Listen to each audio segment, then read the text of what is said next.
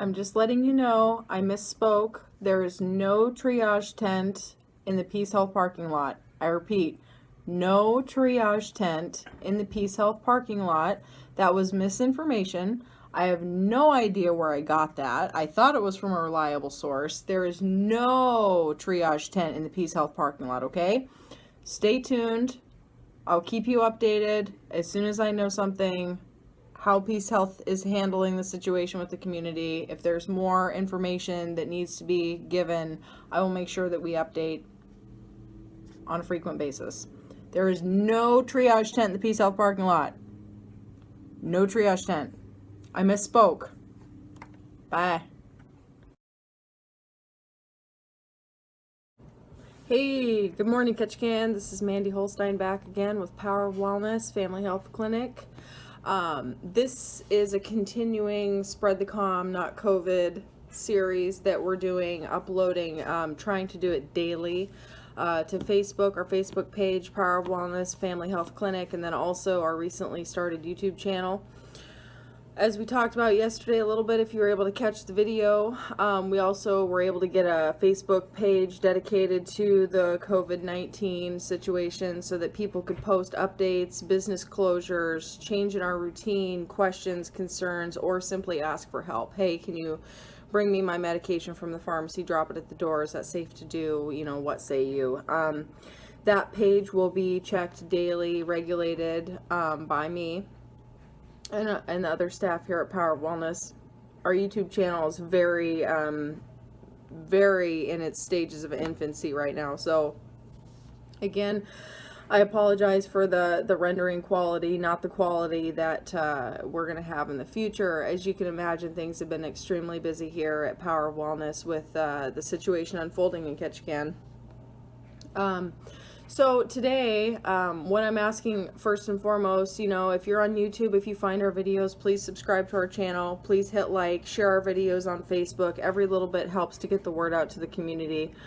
And then also let me say before I begin with some updates on the situation, we're going to try to tend to the Facebook page daily. We're going to try to check our messages daily. We're going to be trying to upload videos daily. I'm coming in early before our clinic day starts so that I can make these types of videos to give some updated information to the Ketchikan public. So also, we were able to obtain some Dial bar soap, and we're cutting those Dial bar soap chunks in half so that if anybody in the community legitimately is not able to get soap to wash their hands, or if they have financial hardships with business closures, we do have that soap available. So you can call if you are feeling ill, or if you just don't feel like coming into a clinic, you can stay in your car. Our staff will gladly run it out to you in your car, but we do have a limited supply, so please reserve them for only people who actually need some form of soap in their household. As my video went into yesterday, any type of soap, as long as you have nice warm water, friction, cleaning under your fingernails, and some type of surfactant, soap of any kind, that will be perfectly acceptable to wash your hands. So spread the word. Okay, Power of Wellness, we have extra soap for people who are legitimately in need of soap. Okay. All right, so there's a lot of buzz going on. Yesterday, it was my understanding there was a tent put up in the parking lot of Peace Health, a triage tent for patients who have had known exposure to the individual who tested positive for COVID-19 several days ago.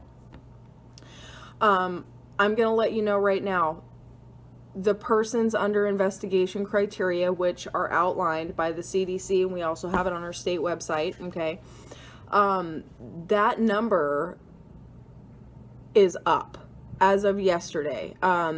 I didn't visualize the screening tent, but I heard from public health that there was a triage tent put up in the Peace Health parking lot, which means our screening has also gone up, which means our likely cases of positive COVID-19 in Ketchikan will go up in the next anywhere between turnaround time. Okay, so clearly I have a lacking sophistication with our video quality right now, so bear with me. It's still on the phone, okay? So I'm not sure why that cut out a second ago, but as I was saying, in the next 1 to 5 days, we are going to see the cases go up in Ketchikan because we've enhanced our screening, all right?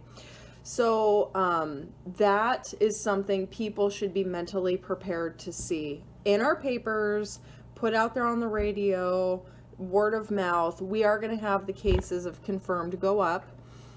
Something that's very difficult with this virus is that people are having either no symptoms in the very early onset of the illness. There's no symptoms shown. They're still contagious. They're still spreading virus through droplets, coughing and sneezing, touching contacts that then people are coming into contact with, and then they are somehow transferring it to their mouth, their face. They're ingesting that virus essentially, and they're coming down with it.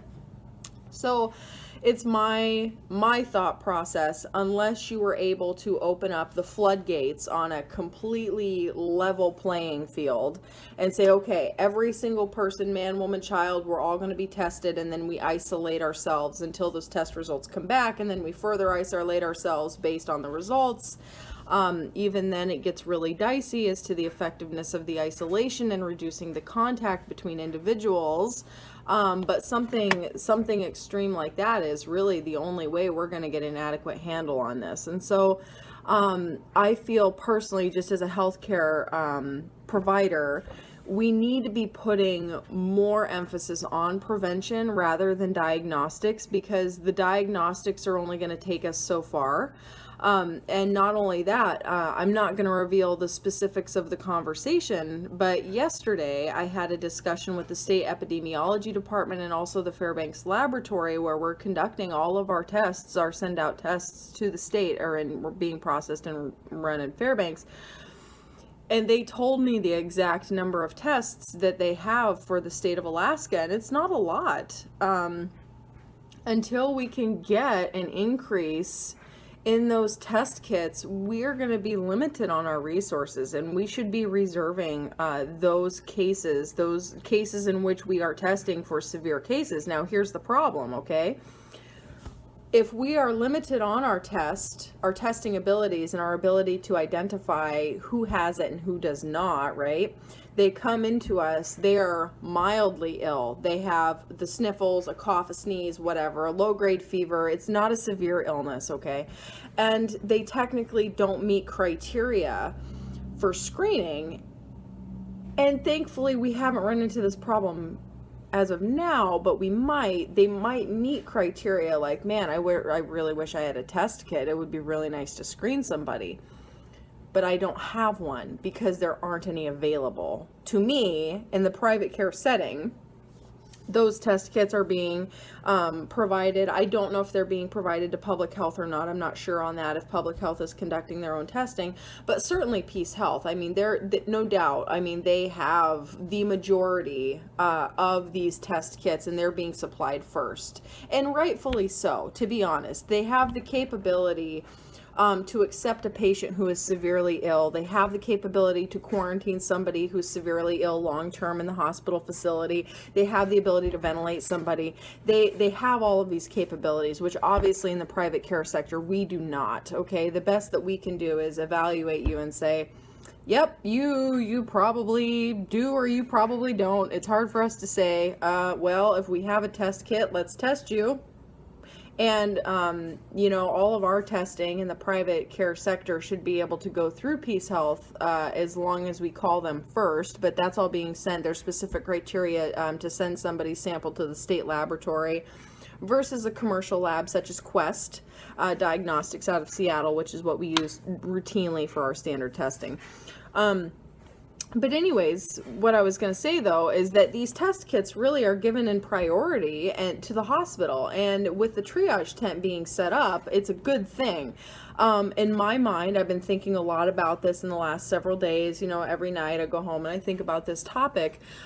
It's really a good practice to be funneling our patients, our cases that we suspect might have had contact with the individual who did test positive. Like I said, there will be more in the next 1 to 5 days. It's inevitable, okay, because our screening and our triage and our evaluation has been heightened since the #1 case that was identified the other day.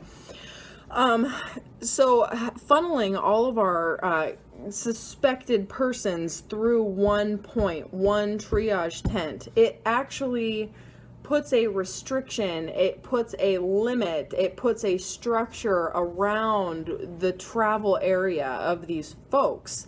And it then reduces the potential exposure and contamination in the environment and then to other people. Okay, so the work starts already.